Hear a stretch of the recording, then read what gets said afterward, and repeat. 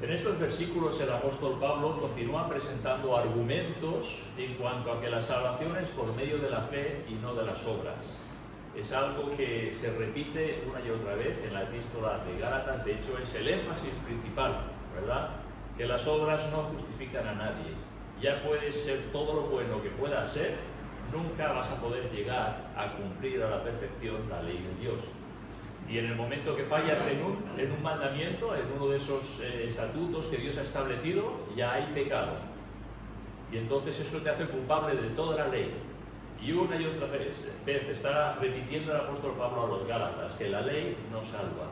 La ley no salva, la ley condena. La ley te dice que tú no puedes llegar al cielo, a esa puerta de los cielos, y presentarte allí por las buenas y decir, Señor, yo he sido una buena persona.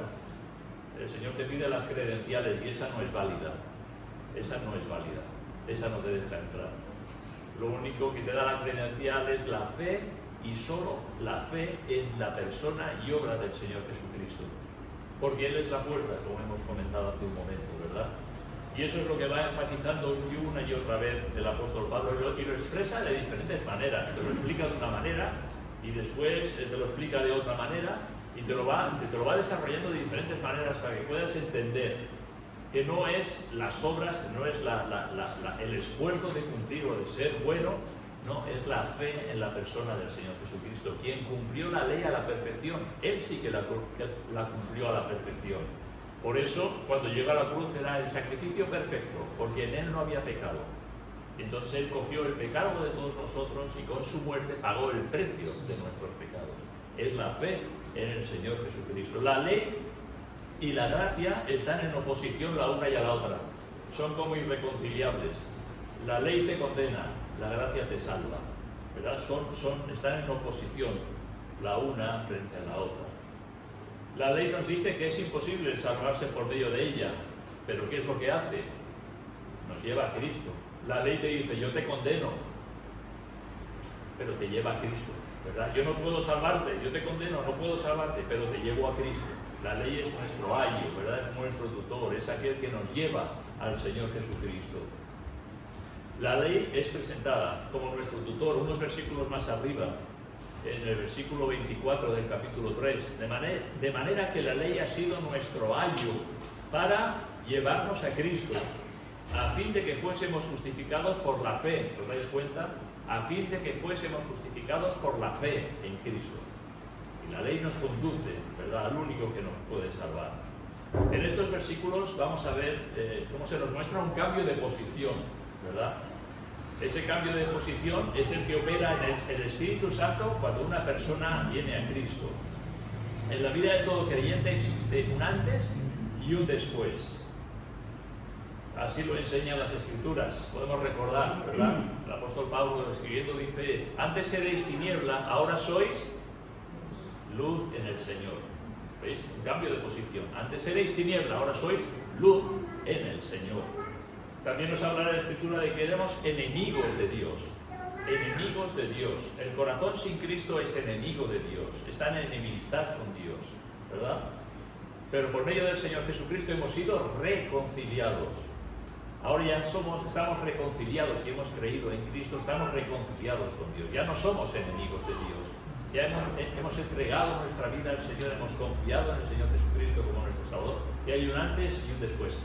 Hay una canción que dice, antes éramos enemigos, ahora nos sentamos a tu mesa. El Señor nos invita a su mesa, a tener comunión con Él, ¿verdad? Hay otro ejemplo que nos dice que estábamos muertos en nuestros delitos y pecados, pero en Cristo tenemos vida, ¿verdad? Un antes y un después. Antes muertos espiritualmente, pero una vez llegamos a la cruz del Señor Jesucristo y creemos en Él, Dios nos da vida, ¿verdad? Un antes y un después. Otra ilustración es que antes estábamos perdidos. Antes estábamos perdidos. Qué triste que tantas personas están perdidas espiritualmente. Están como en un laberinto dando vueltas en este mundo y no encuentran la salida, ¿verdad? Perdidos. Pero gracias a Dios que en el Señor Jesucristo tenemos la salvación. Hemos sido salvados, hemos sido rescatados de esa perdición. Antes nos dice que éramos ciegos, no podíamos entender las cosas espirituales. Al hombre sin Cristo las cosas espirituales le suena a locura. ¿Pero qué está diciendo este hombre? ¿Verdad? Antes éramos ciegos, pero ahora que hemos recibido la vista. El Espíritu Santo ha iluminado nuestros corazones, ¿verdad? Y ahora vemos. Antes era ciego, pero ahora veo. Es lo que dijo aquel ciego, ¿verdad? Que fue sanado por el Señor. Yo no sé lo que vosotros dice. Aquel me dijo, ve, alabarte y recibirás la vista. Y físicamente recibió la vista. Yo no sé. Pero antes era ciego y ahora veo. Qué contraste, ¿verdad? Espiritualmente existe esta realidad, ¿verdad? Con ceguera espiritual, pero cuando venimos a Cristo vemos la luz de la palabra de Dios. Antes estábamos sin esperanza y sin Dios en el mundo. Cuando veremos al Señor Jesucristo vivimos una vida con esperanza. ¿Qué nos espera? Nos espera una ciudad celestial, un lugar que el Señor está preparando para los suyos. Ya no estamos sin esperanza, sin luz, sin guía en la vida. Tenemos un destino, tenemos un camino que vamos caminando en los caminos del Señor, pero tenemos ese destino, ¿verdad?, que nos espera, que es donde está el Señor, y donde todos aquellos que atraviesan ese río a través de la muerte se presentan en su presencia. Un antes y un después, un antes y un después en la vida del cristiano. Por eso dice en el versículo 1, capítulo 4, pero también digo, ¿lo veis? Está continuando con el tema anterior, pero también digo, lo voy a explicar de otra manera, está diciendo Pablo. Y fíjate, así rápidamente, en el versículo 23 del capítulo 3, leemos, pero antes que viniese la fe estábamos confinados. ¿Os acordáis del confinamiento de la pandemia? ¿Qué significa estábamos confinados? Estábamos encerrados, que no podíamos salir de casa, o que podía salir de tal a tal hora, ¿verdad? Confinados. Dice, antes que viniese la fe estábamos confinados bajo la ley. Y luego continúa diciendo, encerrados para aquella fe que iba a ser revelada. Estábamos ahí confinados, estábamos como en esclavitud. En el versículo 4, el capítulo 4, versículo 1 dice, pero también digo, entre tanto que el heredero es niño, en nada difiere de él esclavo. ¿Os dais cuenta? La idea, estábamos confinados bajo la ley. Aquí habla de esclavo, dice, aunque es señor de todo. Pero también en el capítulo 3, versículo 26, dice, pues todos sois hijos de Dios por la fe en Cristo Jesús. Es el único camino, ¿verdad? Hijos de Dios por la fe en Cristo Jesús. Capítulo 4 y versículo 6, dice, y por cuanto sois hijos, Dios envió a vuestros corazones el Espíritu de su Hijo, el cual clama, Abba Padre. ¿Qué vemos aquí? Hijos de esclavos, de estar confinados, ahora venimos a ser hijos. Tenemos una nueva relación, ¿verdad?, con Dios. Y después, el último ejemplo, en el capítulo 3, versículo 29, dice, y si vosotros sois de Cristo, ciertamente linaje de Abraham sois y herederos según la promesa. No solamente hijos, sino herederos, ¿verdad? Y en el capítulo 4 y versículo 7, dice, así que ya no eres esclavo, sino hijo, y si hijo también heredero de Dios por medio de Cristo. Así que vemos, eso está explicando lo mismo, diferente perspectiva. Pero la enseñanza es esta, que antes estábamos en esclavitud, ¿verdad? Que hemos venido por medio de la fe en el Señor Jesucristo a ser hijos de Dios, y no solamente hijos, sino que además herederos.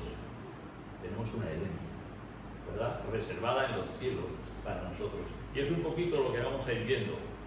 Se nos presenta en el versículo 1 la figura de un niño. Dice, pero también digo, entre tanto que el heredero es niño, en nada difiere del esclavo, aunque es señor de todo. Se nos presenta la figura de un niño. Un niño que es el heredero de la herencia de su padre, pero que no puede disponer de la herencia hasta que llegue a la edad que el padre ha determinado. O sea, es heredero, ese niño es heredero, pero no puede disponer de la herencia.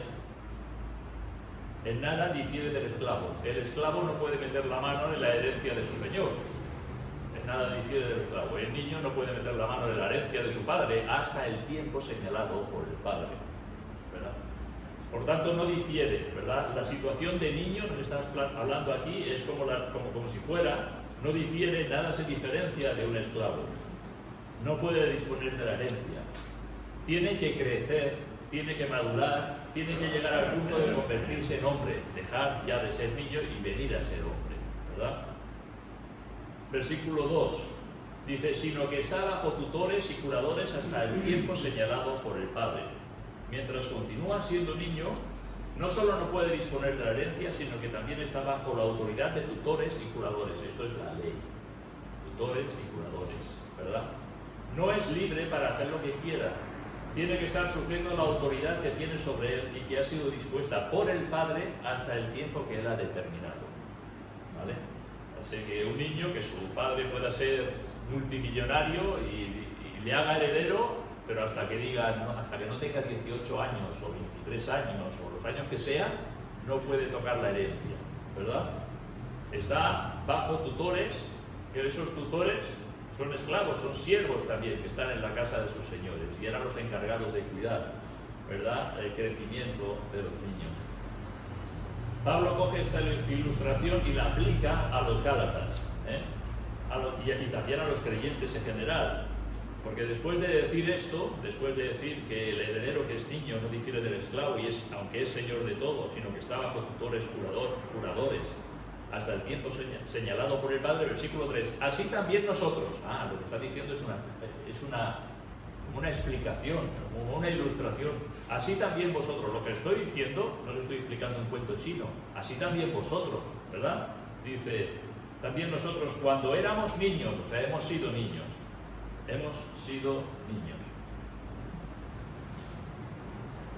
Los mayores hemos sido niños, ¿verdad? Yo hubo un día que tuve 11 años, como Josué, tiene 11 años. Y después al año siguiente tuve 12 años, como Leo. Bueno, cuando cumplí 2 más, entonces tuve 13. Y después cumplí 3 más y tuve 16, como Josué. No me equivoco, ¿no? Como Josué. Y después un poco más y fui creciendo, ¿verdad? Y así todos los que estamos aquí, hasta los más mayores, han sido niños. Y han estado pegándole patadas a una pelota y han estado corriendo y saltando y jugando y disfrutando de la niñez, ¿verdad? Todos hemos sido niños. En cuanto a la fe también, hubo un tiempo donde no conocíamos al Señor. Hubo un tiempo donde vivíamos nuestra vida sin contar con Dios, ¿verdad? Pero también hubo un tiempo que estábamos en esa esclavitud, en ese desconocimiento de los caminos de Dios. Cuando éramos dice, así también nosotros cuando éramos niños estábamos en esclavitud bajo los rudimentos del mundo. Así también nosotros, ¿verdad? En otro tiempo vivimos sin Cristo, estábamos en un estado de esclavitud. En otro tiempo, hay un versículo también en Efesios capítulo 5, versículo 8, que nos dice, porque en otro tiempo, esto lo hemos mencionado antes, en otro tiempo erais tinieblas, mas ahora sois luz en el Señor, andad como hijos de luz. En otro tiempo, cuando éramos niños, cuando no teníamos al Señor como nuestro Salvador, ¿verdad? Estábamos bajo esclavitud, dice. Estábamos en esclavitud bajo los rudimentos del mundo. Así que, como digo, todos nosotros vivimos en otro tiempo sin Cristo. Fuimos aquellos que estábamos en esa ciudad de destrucción, ¿verdad? En el sistema de este mundo que lleva a las personas, pues al final de sus días, primero no son felices en la tierra y luego mucho menos en la eternidad. Porque el corazón necesita estar en comunión con Dios, con su Creador, en armonía con nuestro Dios. Y muchas personas están sin esperanza, viviendo y malgastando sus días en esta tierra, ¿verdad? Y así estuvimos todos nosotros hasta que llegamos a aquella cruz, donde vimos al Señor Jesucristo pagar el precio de nuestros pecados y depositar nuestra fe en Él. La carga del pecado se nos cayó y nos dio su Espíritu Santo para poder vivir la vida que honra, que glorifica a Dios. En otro tiempo, ¿verdad?, estábamos en ese estado de esclavitud. Jesús, hablando con los fariseos, les dijo, todo aquel que hace pecado, esclavo es del pecado. Las personas en este mundo dicen, yo soy libre, yo hago lo que quiero. Y es mentira. Son esclavos del pecado. Todo aquel que hace pecado, esclavo es del pecado. Están esclavizados al pecado, están habituados al pecado. Por lo tanto, están en enemistad con Dios, ¿verdad? Necesitan venir al Señor. El pecado esclaviza, mantiene a los hombres en un estado que, aunque piensen que son libres, que pueden hacer lo que quieran, no son más que esclavos del pecado. El pecado ata, el pecado esclaviza, El pecado te mantiene con unas cadenas que ni Sansón podía romper, ¿verdad? Unas cadenas espirituales. Pero ¿qué hace Jesús? Dice que si el Hijo os libertare, seréis verdaderamente libres. Cristo rompe las cadenas, hay un corito que dice, ¿verdad? Cristo rompe las cadenas. En Él hay verdadera libertad. En Romanos 6:17 dice Pablo, pero gracias a Dios que aunque erais esclavos del pecado, habéis obedecido de corazón a aquella forma de doctrina a la cual fuisteis entregados. Aunque erais esclavos, igual que nosotros, ¿verdad? Cuando estábamos sin Cristo, cuando éramos niños, que nada era muy diferente de los esclavos, ¿verdad?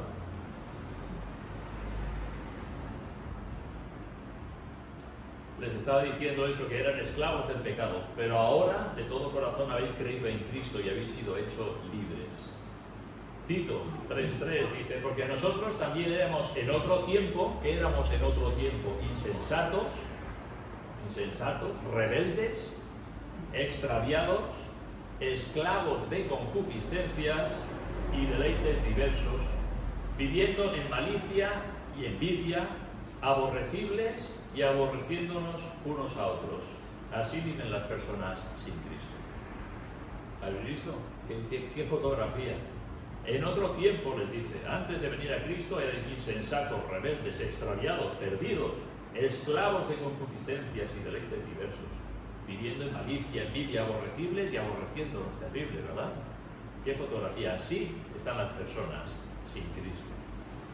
Pero, dice también en Tito 3:4, cuando se manifestó la bondad de Dios nuestro Salvador y su amor para con los hombres, nos salvó.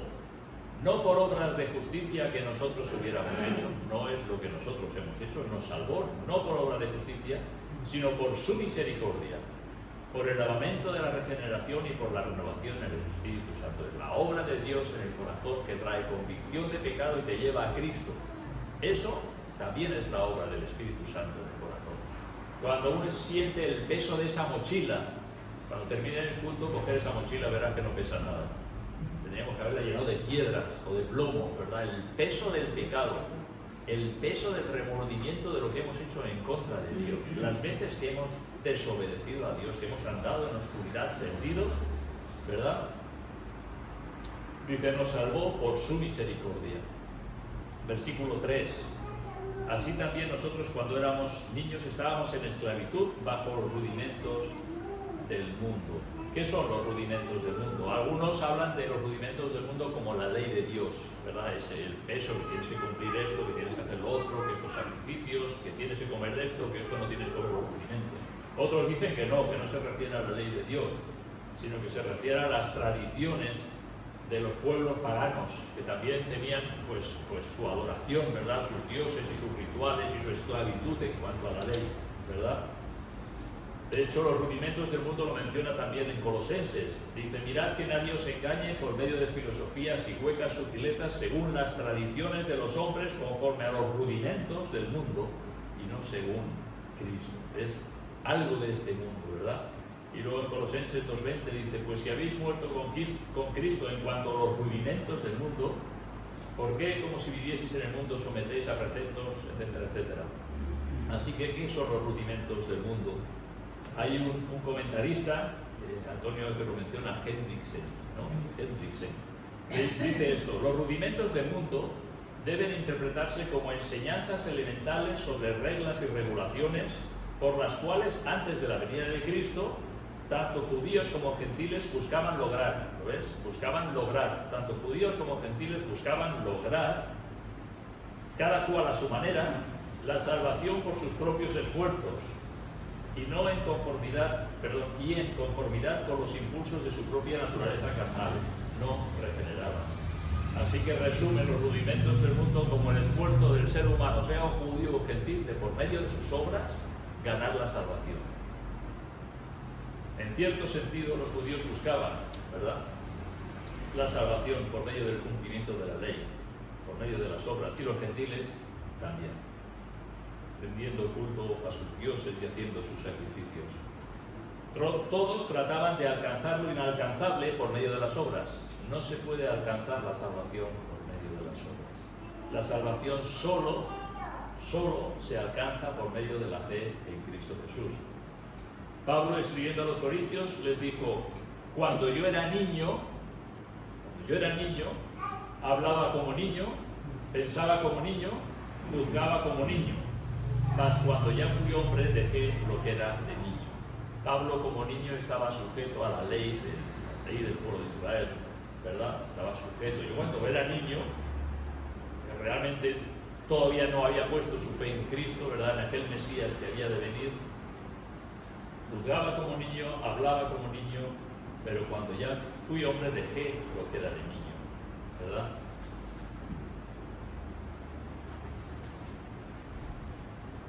Como alguien dijo, el judaísmo era físico, externo y temporal. El cristianismo es espiritual, interno y permanente. Qué contraste, ¿verdad? Físico, externo, temporal, y el cristianismo espiritual, interno y permanente. Versículo 4. Pero, aquí tenemos uno de esos peros en las Escrituras. Pero cuando vino el cumplimiento del tiempo, Dios envió a su Hijo nacido de mujer y nacido bajo la ley. Pero cuando vino el cumplimiento del tiempo, cuando el Padre determinó, ¿verdad? Cuando el Padre lo dispuso, fue Dios Padre quien puso la fecha de la primera venida de Cristo. Cuando vino el cumplimiento del tiempo, Dios envió a su Hijo. Y en la segunda venida de Cristo es exactamente igual. Es el Padre que tiene la fecha, el año, el mes, la semana, el día, la hora en que el Señor vendrá por segunda vez, ¿verdad? Cuando Jesús le preguntaron: ¿restablecerás el reino ahora a Israel? No os toca a vosotros saber el tiempo o las sazones que el Padre puso en su sola potestad. Eso es algo que el Padre ha determinado. Él puso la fecha de su primera venida, Él puso la fecha de su segunda venida, de la segunda venida de Cristo. El tiempo que el Padre había determinado llegó y envió a su Hijo, quien era lo más valioso que había en el cielo. Imagínate, en el cielo hay muchas cosas hermosas. Hay ángeles, hay arcángeles, hay huestes celestiales, no podemos ni imaginar la belleza y la grandeza que hay en el cielo. Pues de todo ello, lo más precioso que había era el Señor Jesucristo. Y Dios coge y lo envía. Lo más valioso del cielo lo envía a este mundo. Dice en Juan 17: y esta es la vida eterna, que te conozcan a ti, el único Dios verdadero, y a Jesucristo, a quien has enviado. Jesucristo fue un enviado del Padre. Los evangelios dan testimonio una y otra vez de que Jesús fue enviado por el Padre. Y Dios fue, como he dicho, el que puso la fecha, ¿verdad? Pero cuando vino el cumplimiento del tiempo, pues nosotros esperamos también que venga el cumplimiento del tiempo, ¿verdad? Para la segunda venida de Cristo. Pero esperamos en ese tiempo que el Señor viene. Nos dice que, nacido de mujer, Dios envió a su Hijo nacido de mujer. Dios Hijo se encarnó, se hizo como uno de nosotros para poder ser nuestro sustituto en la cruz. Él se hizo como nosotros para poder ocupar nuestro lugar y cargar sobre sí todos nuestros pecados. Jesús no dejó en ningún momento de ser Dios. Nunca, en toda la eternidad, ni por un segundo Jesús ha dejado de ser Dios. Sino que adoptó la naturaleza humana, pero sin pecado. Él adoptó la naturaleza, siendo Dios eterno, adoptó la naturaleza humana, se hizo como nosotros, pero sin pecado. Dice: y nacido bajo la ley, vino al mundo como un israelita, y como tal se sujetó a la ley y la cumplió a la perfección. Él sí que cumplió a la perfección la ley de Dios. Por eso Él es el sacrificio perfecto, porque Él satisfizo la justicia del Padre.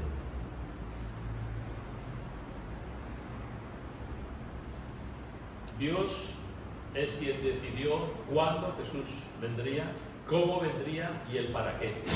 Este es un versículo muy conocido, ¿verdad? Y se menciona mucho, pero cuando vino el cumplimiento del tiempo, Dios envió a su Hijo nacido de mujer y nacido bajo la ley, pero sigue, sí, llegó el tiempo, ¿verdad? que redimiese, ese es el propósito de su venida, para que redimiese a los que estaban bajo la ley. No podemos pasar por alto el para, ¿verdad? El Señor vino cuando el Padre lo había determinado, vino al mundo, nacido de mujer y nacido bajo la ley, vino para algo, por un propósito, y el propósito es para redimirnos. Redimir tiene que ver con pagar el precio de nuestros pecados, tiene que ver con pagar el rescate de la condenación, ¿verdad? La palabra redención es pagar el coste, ¿verdad? Y Él vino a pagar el precio de nuestros pecados. La ley nos acusa y nos condena porque no podemos cumplirla, pero Cristo la cumplió perfectamente y Él pagó por nosotros. Eso es muy importante de entender. Pagó por nosotros la paga de nuestros pecados por medio de su muerte. El justo murió por los injustos para llevarnos a Dios. La muerte de Cristo fue de infinito valor y suficiente para pagar los pecados de toda la humanidad. No hay pecado que Dios no pueda perdonar por medio del Señor Jesucristo. Un asesino Dios lo puede perdonar si se arrepiente y cree en el Señor Jesucristo. El más horrible de los pecados, no hay pecado que Dios no pueda perdonar. Porque el sacrificio de Cristo es de infinito valor y suficiente para todos los pecadores. Por muy grande que sea el pecado o por muchos que sean los pecados, siempre que haya un corazón arrepentido. ¿Recordáis la ilustración de aquella mujer que vino cuando Jesús estaba cenando en casa de un fariseo, verdad? Y dice que con sus lágrimas regaba sus pies y lo enjugaba con sus cabellos. La mujer estaba arrepentida y dice, Jesús le explica a Simón, esta mujer le dice, sus muchos pecados le son perdonados. Era una mujer pecadora, pero muy pecadora. Y Jesús le dice, sus muchos pecados le son perdonados. Todos ellos, ¿verdad? Y después le dice a la mujer, vete, tu fe te ha salvado, ¿verdad? Cuando una persona viene al Señor cargado con esa mochila del pecado, con arrepentimiento y confianza en el Señor Jesucristo, el Señor le perdona. No hay pecado tan grande que Dios no pueda perdonar. Pero cuando una persona rechaza a Cristo, ese es el pecado imperdonable. El pecado imperdonable es ese, rechazar a aquel que dio su vida para salvarte, ¿verdad? Así que el justo murió por los injustos para llevarnos a Dios. El Hijo de Dios vino a ser el Hijo del Hombre, para que los hijos de los hombres pudiéramos llegar a ser los hijos de Dios. ¿Os dais cuenta? El Hijo de Dios se hace el Hijo del Hombre, para que los hijos de los hombres podamos ahora ser hijos de Dios. Tremendo, ¿verdad? A los que creen en su nombre les dio potestad de ser hechos hijos de Dios.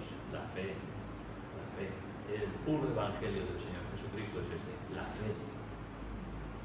Por medio de la fe en Jesús es que somos adoptados hijos de Dios.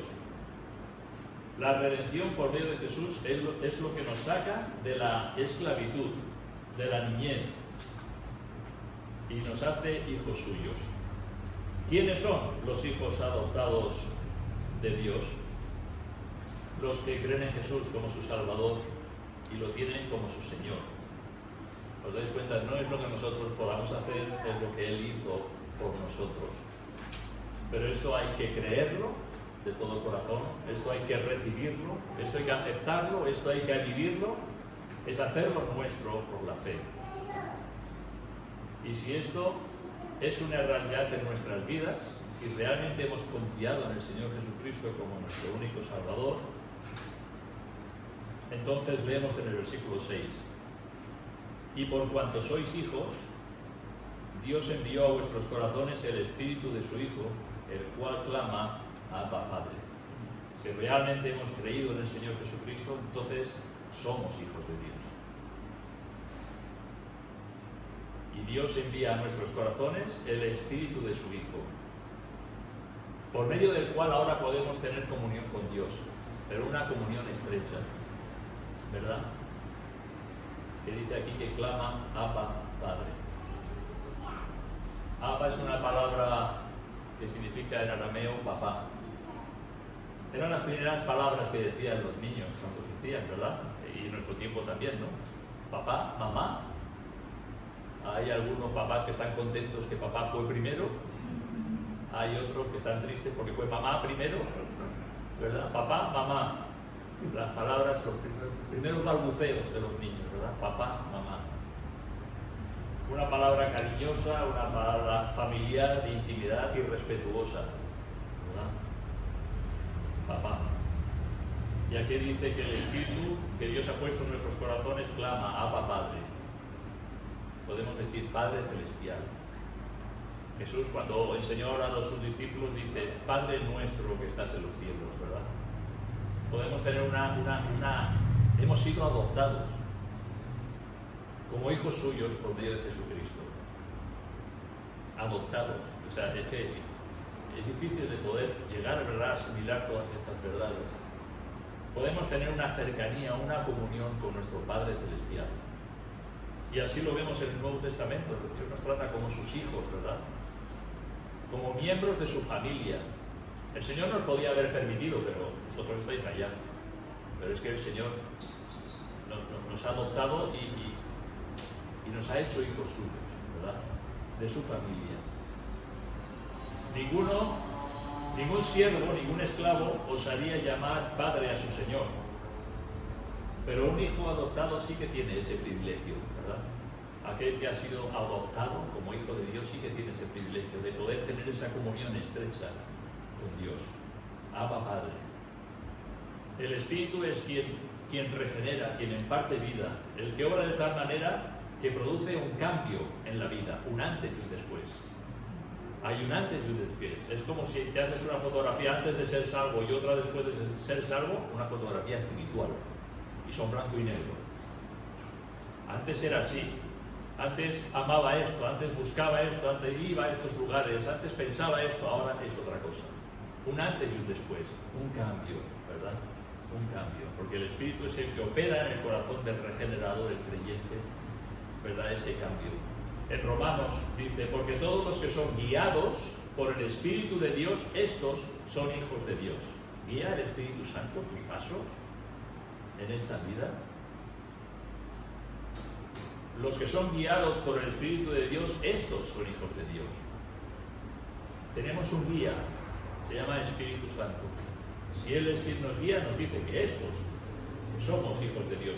Dice, pues no habéis recibido el espíritu de esclavitud para estar otra vez en temor, sino que habéis recibido un espíritu de adopción, adoptados, por el cual clamamos las mismas palabras, Abba Padre. Y esto lo dice en Romanos 8:15, ¿verdad? Abba Padre. El Espíritu mismo da testimonio a nuestro espíritu de que somos hijos de Dios. ¿Tienes tú el testimonio del Espíritu Santo en tu corazón? Te dice el Espíritu Santo en tu corazón, yo realmente ha nacido de nuevo. El Espíritu da testimonio a nuestro espíritu de que somos hijos de Dios. ¿Realmente tenemos este testimonio? Es que no lo sé, es que tengo dudas, o es que no. Necesitas venir al Señor Jesucristo. Necesitas creer en Él por la fe para salvación. Necesitas entregarle tu vida. El Espíritu da testimonio a nuestro espíritu de que somos, certeza. No de que seremos, no de que quizás, ni el Papa de Roma cuando llegue a ese río tiene esa esperanza, ¿verdad? No sé. Dios nos da esa certeza por medio de su Espíritu, de que somos, de que hemos nacido de nuevo, de que somos hijos de Dios, ¿verdad? Da testimonio a nuestro Espíritu de que somos. Y si hijos, fíjate que dice, y si hijos, también herederos, herederos de Dios y coherederos con Cristo, nos dice en Romanos 8:17, que es lo que vemos en el siguiente versículo 7 de Gálatas 4. Así que ya no eres esclavo, sino hijo, y si hijo también heredero de Dios por medio de Cristo. Si has creído en Cristo, si has recibido el Espíritu Santo, ya no eres esclavo, ya no eres un niño, ¿verdad? Ya no estás en esclavitud. Has sido libertado por Cristo, que es la verdadera libertad. No es la que trae la ley, ¿verdad?, sino la que trae Cristo. Dios nos da el privilegio de ser herederos de Dios. Y no podemos ni imaginar lo que eso significa, ¿verdad? Si vosotros sois de Cristo, leímos antes, ciertamente el linaje de Abraham sois y herederos según la promesa. Y en Hebreos nos dice que en estos postreros días nos ha hablado por el Hijo, a quien constituyó heredero de todo y por quien asimismo hizo el universo. ¿Quién es el heredero de todo? Aquí compramos y vendemos. Yo tengo una mansión y la mansión la dejo en herencia a mis hijos, el otro tiene lo que sea, ¿verdad? Compramos y vendemos. Yo, esta montaña es mía porque yo tengo la escritura, he pagado. Compramos y vendemos, pero realmente nada es nuestro. Realmente nada es nuestro. Todo es temporal, todo es pasajero, todo es material, todo se queda aquí, ¿verdad? Ni un céntimo, ¿ha visto los céntimos pequeñitos que son? Ni un céntimo se lleva el más rico a la eternidad. Todo se queda aquí. El Señor dice, las alturas de los montes míos son. Los cielos, las estrellas, el sol, el viento, el mar, todo es de Dios. Todo le pertenece a Él. En Colosenses nos dice que en Cristo Jesús fueron creadas todas las cosas. Las que están en los cielos, que imaginamos, ¿verdad? Las que hay en la tierra, visibles o invisibles, sean tronos, sean dominios, sean principados, sean potestades, todo fue creado por medio de Él y para Él. ¿De quién es todo? ¿Quién es el dueño de todo? Es Cristo. Es Cristo. Todo es suyo. Y Él no va a dividir la herencia entre sus hijos. Él la comparte. Somos herederos. No podemos ni imaginarnos las riquezas que tenemos. Todo es nuestro. Lo tenemos todo en el Señor. Él es el heredero de todo, lo que está en el cielo, en la tierra, visibles e invisibles. Todo fue creado por medio de Él y para Él. Él es el heredero de todo. Y nosotros somos juntamente con Él herederos. ¿Verdad? Porque Él comparte su herencia con sus hijos. Por aquellos por los que Él vino a dar su vida. En Isaías 53, ¿verdad? Jesús dice, o habla proféticamente de Jesús, que verá el fruto de la aflicción de su alma y quedará satisfecho, ¿verdad? Él llegó a la cruz, sufrió por nosotros, pero Él mira el futuro y ve un pueblo redimido por gracia. Todos estos son salvos porque Él dio su vida, ¿verdad? Por nosotros. Y no solamente nos da la vida, sino nos hace herederos. Herederos de todo lo que es suyo. De todo lo que tiene mi Padre es mío. Todo lo que es de Cristo es de sus hijos, ¿verdad? Herederos. Todo pertenece a Cristo y Él comparte su herencia con los que creen en Él. Y ya para acabar, ¿cómo es esa herencia? En Primera de Pedro nos dice cómo es esa herencia. Nos habla de una herencia incorruptible, incontaminada e inmarcesible. Dice, reservada en los cielos para vosotros. Si eres hijo de Dios, tienes una herencia que está reservada. No tengan miedo que la vas a perder, está reservada para ti, ¿verdad? Una herencia incorruptible, que no se corrompe, que no se estropea, incontaminada, que no tiene mancha, que es pura, que es libre de contaminación, inmarcesible, es que no se marchita, que no perece, que es eterno, que es perpetuo. ¿Has visto ruinas de castillos? Seguramente esos castillos, muchos de ellos eran esplendorosos en su tiempo, ¿verdad? Con el paso de los años, hasta esos castillos son ruinas, piedra sobre piedra. Allí están. Hablan de una gloria pasada, ¿verdad? Es algo perecedero. Pero la herencia que tenemos los hijos de Dios está reservada en los cielos para nosotros. En esa ciudad celestial, ese lugar que el Señor está preparando para los suyos. Para aquellos que dejaron de ser niños, confiaron en el Señor Jesucristo para la salvación, pasaron de esclavos a hijos, y siendo hijos también son herederos. Así que fijaros todo lo que tenemos en el Señor. Y esto es lo que Pablo les está explicando una y otra vez a los Gálatas, de diferentes perspectivas. Daos cuenta. Y vosotros queréis volveros otra vez a la ley ya ha cumplido su función de traeros a Cristo. Y el énfasis del apóstol es este. Y es impresionante, como digo, lo que el Señor ha preparado para los suyos. No podemos ni imaginarlo. Yo creo que cuando pasemos ese río de la muerte, ¿verdad? Y abramos nuestros ojos en la eternidad, será algo tan glorioso, algo tan tremendo, algo, como a veces he dicho, que te preguntarán, ¿quieres volver? Y dices, no, no, Señor, que no vuelvo. Yo allí no vuelvo. Trae los que están allí, tráelos para aquí, ¿verdad? Y cada hijo de Dios que llega allí dice, ¡guau! Esto es glorioso, estar en la presencia del Señor, no podemos imaginarlo, no entra, nuestra mente no llega a comprender, ¿verdad? Todo lo que el Señor ha preparado para sus hijos, aquellos que han pasado, ¿verdad?, de muerte a vida, que siendo enemigos han sido reconciliados, que estando ciegos ahora ven, ¿verdad?, todo lo que tenemos en el Señor Jesucristo. Así que espero que, pues meditando en esto, podamos alabar a nuestro Dios, darle gracias, continuar adelante, perseverar en la fe, continuar en ese camino sabiendo lo que tenemos delante. Y lo que tenemos delante es estar en la presencia de Dios y disfrutar de todo lo que Él ha preparado. Todo es suyo, todo será nuestro, porque Él lo comparte, ¿verdad?, con sus hijos. Así que el Señor bendiga su palabra. Acabamos con una oración.